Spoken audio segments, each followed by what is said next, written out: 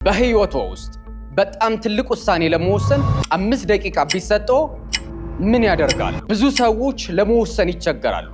አስተዋይ ሰዎች ግን በጥልቀት ይጠይቃሉ። ቦታው የት ነው? በጥራት የተሰራ ነው? ኢንቨስት ባደርግ ምን እጠቀማለሁ? ትርፍስ አገኝበታለሁ? አዎ፣ የማወራው ስለወደፊት መኖሪያው ነው። ቤት የትም ቦታ ሊገነባ ይችላል። ነገር ግን እንደዚህ የሚታይ የሚዳሰስ የሚኖር ጥራት፣ አስተማማኝ ደህንነትና የዘመነ ህይወት ግን እዚህ አድራሻ ላይ አይደገምም። የአዲስ አበባ የልብ ምት እዚህ ነው። እኛ ደግሞ መሃል ላይ ነን። ከጣሪያና ግድግዳ ባለፈ የዘመነ ህይወትን ከቤተሰቦ ጋር የሚያጣጥሙበት መኖሪያ በወዳጅነት ፓርክ አጠገብ እየገነባን ነው። አሚባራዎች ነን። ይምጡና ይጎብኙ። በ5 ደቂቃ የአሚባራ ቤተሰብን ይቀላቀሉ። አሚባራ ፕሮፐርቲስ በልዩነት የተገነባ።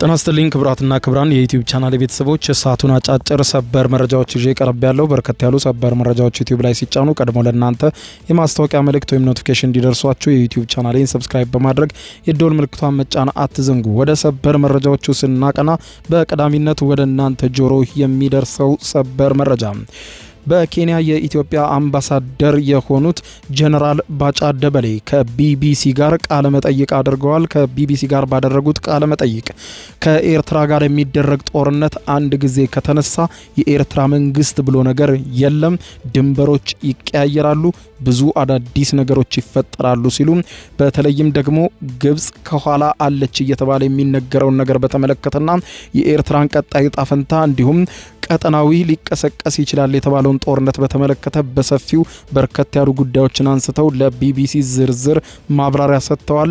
የአምባሳደር ጀነራል ባጫ ደበሌን ዝርዝር መግለጫ የማስደምጣችሁ ነው የሚሆነው። በሌላ በኩል ወደ ኤርትራ ጉዳይ ስናቀና ደግሞ ኤርትራ የ2026 የተባበሩት መንግስታት ድርጅት የሰብአዊ መብቶች ምክር ቤት ማህበራዊ ፎረም ሊቀመንበር ሆና መሾሟን ተከትሎ ከባድ ተቃውሞችና የተለያዩ መግለጫዎች ከተለያዩ ዓለም አቀፍ ተቋማት እየወጡ ነው። ይህንን አስመልክቶ የኤርትራ አስደንጋጭ የተባለውና በዓለም አቀፍ ደረጃ በርካቶች እየተነጋገሩበት ያለው የሹመት ሁኔታና ዝርዝር ነገሩን የማስደምጣችሁ ነው የሚሆነው። በሌላ በኩል ወደ መካከለኛው ምስራቅ ስናቀና ኢራን የሆርሙዝ ወሽመጥን በተመለከተ አዲስ ሕግ ማውጣቷ ተሰምቷል። ይሄውም ከዚህ በኋላ ለአንዴና ለመጨረሻ ጊዜ አሜሪካና እስራኤል እንዲሁም ከነዚህ ሀገራት ጋር የተባበሩ ሀገሮች በሙሉ በሆርሙዝ ወሽመጥ እንዳያልፉ ለዘላለም የሚያግድና ከሆርሙዝ ጋር የተገናኘ አዲስ የተባለ ሕግ አውጥታለች። ይህንን በተመለከተ በዝርዝር የምታደምጡት ሰበር መረጃ ይኖራል። እስከ ፍጻሜ ቆዩ። ዝርዝሩን አድምጡ ግብዣይ ነው። ወደ መረጃዎቹ አለፍኩ። አብረን ዝርዝሩን እንከታተል። በቅድሚያም በኬንያ የኢትዮጵያ አምባሳደር የሆኑት ጀነራል ባጫ ደበሌ ከኤርትራ ጋር ጦርነት ከተነሳ ጂኦግራፊውም ሁኔታውም ይቀየራል ሲሉ አስታወቁ። ከቢቢሲ ጋር ረዘም ያለ ቃለ ምልልስ ያደረጉት አምባሳደር ጀነራል ባጫ ደበሌ ወቅታዊ ሁኔታን በተመለከተ ስለ ግብጽ፣ ስለ ኤርትራ እንዲሁም ስለ ቀጠናው ሁኔታ በስፋት አንስተው አብራርተዋል። ለጀነራል ባጫ ደበሌ ጥያቄ ያቀረበላቸው የቢቢሲ ጋዜጠኛ ሁልጊዜ ከኢትዮጵያ ጉዳይ ጋር አብረው ግብጽ ስም ሲነሳ ይታያል በማለት የጠየቃቸው ሲሆን ለመሆኑ ከኢትዮጵያ ችግሮች ጀርባ ግብጽ ስለመኖሯ ምን አይነት ያለ በማለት ላቀረበላቸው ጥያቄ አምባሳደር ባጫ ደበሌ ምላሽ የሰጡት ከቢቢሲ እንዲህ አይነት ጥያቄ በመቅረቡ በጣም አስገርሞኛል በማለት ነበር። ቢቢሲ የዚህ አይነት ጥያቄ መጠየቄ በጣም ገርሞኛል። በጣም ነው የሚገርመኝ። ምክንያቱም ከናንተ በላይ ኢንፎርሜሽን ያለው የለም። ላስታውስ ረስታችሁት ከሆነ በሙርሲ የፕሬዝዳንትነት ዘመን በአደባባይ ኢትዮጵያን እንዴት አድርገን እናጠፋለን የሚል በግልጽ ላይቭ ነው የሰማነው። እናንተም ሰምታችኋል። ከዛ በተረፈ በኢትዮጵያና በግብጽ መካከል ምን እንደሚያጨቃጭቃቸው ታውቃለህ። ሶስተኛው ፕሬዝዳንት ኢሳያስ በቃሉ በራሱ ግብጽ እኛን ስትረዳ የነበረው እኛ የኤርትራ ምንድነው ስትረዳን የነበረው ኤርትራ ነጻነቷን አግኝቶ መንግስት እንድትመሰርት ሳይሆን የኢትዮጵያ ቅሳነት እንድታጣ መረጋጋትን እንድታጣ ለማድረግ ነበረ በአፉ ነው የተናገረው። እርዳታ ሲሰጠው እንደነበረ ግብጽ ሁሉንም የኢትዮጵያን ድርጅቶች ቲፒኤልኤፍንም ኦላንም ትደግፋለች። ግብጾች በአደባባይ የተናገሩት ነው። ይሄ ብቻ አይደለም፣ የግብጽ ሚዲያዎች በሙሉ ይሄን ነው የሚናገሩት። ስለዚህ ከኋላ ፋይናንስ የሚያደርግ ትጥቅም ምንድነው ታዲያ ከኤርትራ ጋር እየተመላለሱ የዚህ ሚሊተሪ ፓክ ምናምን አሰብን እንዲያረጋለው ምጽዋን እንዲያረጋለው በዚህ መንገድ እንዲያረጋለው በዚህ ይወጣለው የሚል ነገር ምንድነው? ውጭ ጉዳይ ሚኒስትሩ ነው በየቀኑ የሚያደርጉትን ነገርና የሚናገሩትን ነገር በየጊዜው። አሁን እዚህ ሶማሊያ የሰላም አስከበር ብለው ሶማሊያ መግባት ፈለጉ። ምን ነው ዛሬ ሶማሊያ መግባት ፈለጉ? ሶማሊያ በ1990 ዓመተ ምህረት ነው የተበተነችው። እስከዛ ድረስ አባከና አላዋላትም። ዛሬ አባይ ግድብ ከተጠናቀቀ በኋላ የሶማሊያ ሰላም ማስከበር ይገባለሁ ብላ እዚህ መንደፋደፍ ለምን መጣ? ምንድነው ምክንያቱ? ይሄ ለእንደናንተ ጋዜጠኞች ለእንደናንተ አይነት ጋዜጠኞች የስም ማጥፋት ነው የሚል ጥያቄ አይመጣም። ሎጂካሊም ያንተ አደርጋለህ። ፋክቱም በፕሬዝደንቱ በፓርላማቸው በውይይት የተሰማ ነው ነገር እና በግልጽ የምናውቀው በቲፒኤልኤፍ እንደዚሁ በግልጽ የሚታወቅ ነገር ነው። በሌላ በኩል የቢቢሲ ጋዜጠኛ ያነሳው ጥያቄ የኤርትራ ወቅታዊ ፍርሃት ከኢትዮጵያ የባህር በር ፍላጎት ጋር የተገናኘ ሊሆን ይችላል ወይ በሚል ነው። ይህንን በተመለከተ አምባሳደር ጀነራል ባጫ ደበሌ ስለ ሁኔታው ለቢቢሲ ጋዜጠኛ ሲያብራሩ እንዳሉት ከሆነ የኤርትራ መንግስት በአሁኑ ሰዓት ሊያጠፋው ከሚፈልገውና ጠላቱ ከሆነው የህወሓት ቡድን ጋር በግልጽ አብሮ የሚታየው በአንድና አንድ ምክንያት ነው። የኢትዮጵያ መንግስት የባህር በር እንደሚፈልግ በግልጽ አስታውቋል። ይህንን ተከትሎ በሰላማዊ መንገድ የባህር በሩን ካላገኙም በጦርነት ሊመጡብን ይችላሉ። ስለዚህም ወደፊት ሄደን ከህወሓት ኃይሎች ጋር በመግባባት ጦርነቱ በትግራይ ሜዳ ላይ እንዲሆን ማድረግ አለብን በማለት ኤርትራ መንግስት ለራሱ ሲል በአፈር ዞን ለማበጀት ያደረገው እንቅስቃሴ ነው ሲሉ ለወቅታዊ ሁኔታ እንዲህ በማለት አስረድተዋል። የኢትዮጵያ መንግስት የባህር በር ያስፈልገኛል ብሏል። ይህን የባህር በር በሰላማዊ መንገድና በዲፕሎማሲያዊ መንገድ ካላገኘ ወደ ጦርነት መግባቱ ስለማይቀር ጦርነቱን የሚያደርገው ደግሞ በትግራይ በኩል ነው ወደ ኤርትራ የሚመጣውና በአፋር ዞን መፍጠር አለብኝ ነው። ኳሷ እዛው በውስጣቸው ይዋጉ። መቼም ትግራይን አልፎ ነው ወደ እኔ የሚመጣውና ይሄ ወደ ትግራይ እኔን አልፎ ወደ ትግራይ የሚመጣው እዛ ትግራይ ውስጥ ያለውን ጦርነት እስኪጨርስ ድረስ እኔ ደግሞ ዘጋጃለሁ። ያ የደከመው ወታደር ነው ወደ እኔ የሚመጣው፣ መከላከል ይችላለሁ ከሚል ስቱፒድ የሆነ ሞኝ የሆነ ካልኩሌሽን ነው። እንዲህ አይነት ካልኩሌሽን የሞኞች ካልኩሌሽን ነው። አንደኛ በአፋር ዞን ሊሆንለት አይችልም ትግራይ በፍጹም። በአፋር ዞን ማለት እንግዲህ እኛ ውስጥ ውጊያውን እኛ እንድናደርግ ነው ፍላጎቱ። ትግራይ ውስጥ ውጊያ እንዲደረግ ነው። በእርግጥ ቲፒኤልኤፍ ወደ መጨረሻ ወደ ውጊያ ከሄደ ውጊያ የሚደረገው ትግራይ ውስጥ ነው። እሱ ግን አይቆይም። ስለዚህ ምንድነው ይሄ የአሰብ ጉዳይ በጉልበት የሚመጣ አይደለም። ማንኛውም ኢንተርናሽናል ኮሚኒቲ የሚያምነው ነው። አምባሳደር ጀነራል ባጫ ደበሌ ያነሱት ሌላኛው ጉዳይ በቀጠናው ላይ ያረበበውን የጦርነት ሁኔታ ነው። አምባሳደሩ ስለ ሁኔታው በዝርዝር ሲያብራሩ በቀጠናው ላይ ጦርነት ከተቀሰቀሰ ሁሉም ሀገሮች በቀጠናው ውስጥ ለጦርነቱ ተሳታፊ መሆናቸው አይቀርም በማለት ገልጸው በዋናነት ግን ጦርነቱ ከተጀመረ መንግስታት ይለዋወጣሉ፣ ድንበሮችም ይቀየራሉ፣ የኤርትራ መንግስት የሚባል ነገር አይኖርም ሲሉ ቃል በቃል አምባሳደር ባጫ ደበሌ ስለ ሁኔታውና በቀጣይ ሊሆን ስለሚችለው ነገር ጦርነቱ ከተቀሰቀሰ ተቀጣዩን ብለዋል። ቀጠናዊ ይሆናል። ሶስተኛው እነዚህ አሁን ያሉት ሱዳን በራሱ ጦርነት ውስጥ ነው ያለው። ልብ አድርግ። የሱዳን ጦርነት ውስጥ በራሱ ጦርነቱ ሳይጨርስ ሌላ ተጨማሪ ከኢትዮጵያ ጋር ያለ ጦርነት በሚመጣበት ጊዜ አውቶማቲካሊ የሱዳን መንግስት የሚባለው አሁን ከአርኤስኤፍ ጋር የሚዋጋው ይጠፋል። ምክንያቱም ከኢትዮጵያ መንግስት ጋር ጦርነት ከከፈተ የኢትዮጵያ መንግስት ቱ ዘ ማክሲመም ያለውን አቅም ተጠቅሞ በአጭር ጊዜ መፍጨት ነው ምንድነው መጨረስ ነው የሚፈልገው ውጊያ ነው። እንደባለፈው ጊዜ ይሄ እያንዛዛ ከአንድ ቦታ ወደ ሌላ ቦታ አቅም እስክትገነባ ድረስ እያፈገፈግ የምትሄድበት አይነት ሁኔታ አሁን የለም። ጀመርክ በአጭር ጊዜ ውስጥ ጨርሰ መሄድ ነው። ቴክኖሎጂ ነው አሁን ያለው። ምሽግ ይዘህ ምሽግ ለምሽግ የምትዋጋበት ወቅት አይደለም። ስለዚህ የሱዳን መንግስት በዛ አይነት መንገድ የሚፈጣበት ኢምፓክቱ ይሄ ነው። የኤርትራ መንግስትም ከዋንስ ጦርነቱ ከተነሳ በኋላ የኤርትራ መንግስት የሚባል አይኖርም። ይሄን መታወቅ አለበት። ሶ ጂኦግራፊውም ይቀየራል። ፎር ዛት ማተር መንግስቶች ይቀየራሉ፣ ጂኦግራፊውም ይቀየራል። ዝም ብሎ አይነት አይደለም፣ በቀጠናው ማለት ነው። የሀገራት ድንበር ይቀያየራሉ ማለት ነው። እሱንም ኢምፓክት ሊፈጥር ይችላል። ለምሳሌ ያክል በትግራይና በኢትዮጵያና በኤርትራ መካከል ያለ ዲማርኬሽን የለም እኮ። እሱም ራሱ ሌላ ችግር ይፈጥራል። በኋላ ሌላ ችግር ይፈጥራል። ይሄ ይያዛል። የኤርትራ መንግስት አይኖርም። የኤርትራ መንግስት በማይኖርበት ጊዜ ምንድነው ሊመጣ የሚችል? አይኖርም። አዎ አይኖርም። በራሱ ይጠፋል። አይኖርም። ጦርነት አይደለም እንዴ? አሁን እኮ ጦርነት በሚሆንበት ጊዜ ሎክ ደጀንና ፍሮንት የሚባል ነገር የለም። አሁን በዚህ ዘመን የሚፈጠር ጦርነት ደጀንና ግንባር የሚባል የለውም። ሁሉም ግንባር ናቸው። ይሄ ማለት ምንድን ነው? አስመራና በባድመ አካባቢ ያለው ግንባር አስመራ ደጀን ሆኖ ባድመ ግንባር ሊሆን አይችልም። ሁለቱም ግንባር ናቸው። ካርቱም ግንባር ሆኖ አልፋሻ ማነው ካርቱም ደጀን ሆኖ አልፋሻ ግንባር አይሆንም። ሁሉም አንድ ናቸው። ስለዚህ የሚሆነው ነገር ምንድን ነው? መንግስታትም ይቀያየራሉ። ጂኦግራፊም የሆነ ያን የሚፈጠር ነገር ይኖራል። አሁን ይሄ እዚህ ይሆናል፣ ይሄ እዚህ ይሆናል ብዬ ያን ማድረግ አይችልም። ነገር ግን ሪዛልቱ ይሄ ነው።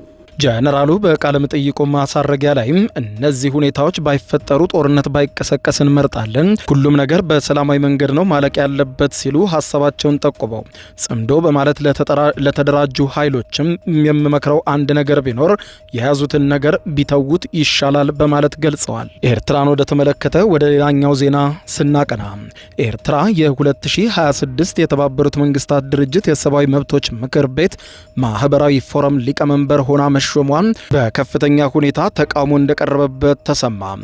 የተባበሩት መንግስታት ድርጅት እንቅስቃሴዎችን የሚከታተለው ዩኤንኦች ኤርትራ የ2026 የተባበሩት መንግስታት ድርጅት የሰብአዊ መብቶች ምክር ቤት ማህበራዊ ፎረም ሊቀመንበር ሆና መሾሟን አውግዞ በዛሬው ዕለት መግለጫ አውጥቷል። ተቋሙ ውሳኔውን በዓለም ላይ ካሉ እጅግ አፋኝ አምባገነናዊ ስርዓቶች ውስጥ አንዱ ሰብአዊ መብቶችን የማሳደግ ኃላፊነት ያለበትን አካል ኃላፊ ማድረግ እጅግ በጣም አስነዋሪ ዓለም አቀፍ ቀልድ ነው ሲል ባወጣው መግለጫ ላይ ገልጦታል። በመግለጫው በከባድ የሰብአዊ መብቶች ጥሰት የሚከሰሱ ሰዎች ዋና ዓላማው ሰብአዊ መብቶችን መጠበቅና ማሳደግ የሆነው ተቋምን እንዲመሩ የተደረገ ነው ሲሉ ዩኤንኦች ዋና ዳይሬክተር ሄሊ ኖሆን ስለ ሁኔታው አስረድተዋል።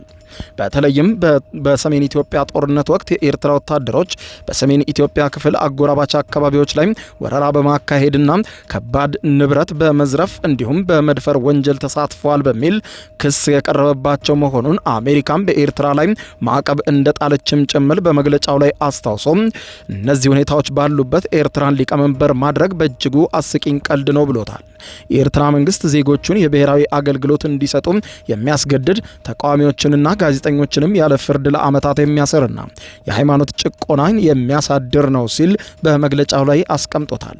ይህ የሰብአዊ መብቶች ምክር ቤት የራሱ መመዘኛዎችን በማክበር ረገድ የሚያሳየው ስር የሰደደ ውድቀት የቅርብ ጊዜ ማሳያ ነው ያሉት ዋና ዳይሬክተሩም ምክር ቤቱ በተደጋጋሚ የሰብአዊ መብት ጥሰት የሚፈጽሙ አካላትን ተጽዕኖ የሚፈጥሩ ቦታዎችን እንዲይዙ ማድረጉ አስነዋሪ ነው ብሎታል። በአስቸኳይ ለኤርትራ የተሰጠው ስልጣንም እንዲገፈፍና ሪፖርት እንዲያቀርብም አዟል።